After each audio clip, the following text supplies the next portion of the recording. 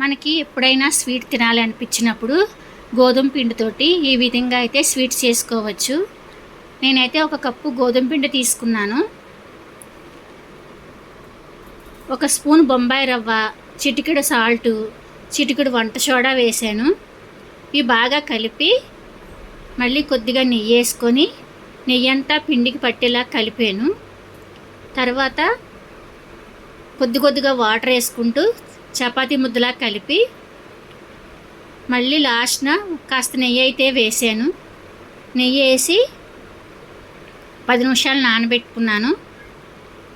ఈలోపు ఒక కప్పు బెల్లం తీసుకొని, ఏ కప్పుతో అయితే మనం గోధుమ పిండి తీసుకున్నామో అదే కప్పుతో బెల్లం తీసుకొని, అదే కప్పుతో వాటర్ తీసుకొని బెల్లం అయితే కరగనివ్వాలి. బెల్లం కరిగిన తర్వాత వేరే గిన్నెలోకి అయితే వడపోసుకొని బబుల్స్ వచ్చే వరకు పాకాన్ని రానివ్వాలి. గులాబ్ జామ్ పాకంలా రానిస్తే సరిపోతుంది. స్టవ్ ఆపేసుకొని కొద్దిగా ఇలాచీ పౌడర్ వేసుకుంటే సరిపోతుంది. ఈ లోపు అయితే చపాతీ పిండి చూసి ఒకసారి కలుపుకొని చపాతీలా చేసుకోవాలి. మరి పలుచగా కాకోకుండా కాస్త మందంగా చేసుకోవాలి.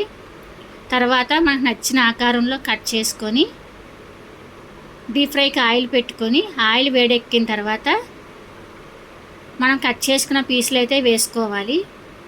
వేసుకొని బ్రౌన్ కలర్ వచ్చిన తర్వాత, గోల్డెన్ బ్రౌన్ కలర్ వచ్చిన తర్వాత పాకంలో వేసుకోవడమే.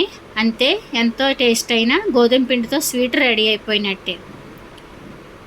వీడియో నచ్చితే లైక్ చేయండి. కొత్తగా మన ఛానల్ ఎవరైనా చూస్తున్నట్టయితే సబ్స్క్రైబ్ చేసుకోండి. Thanks for watching.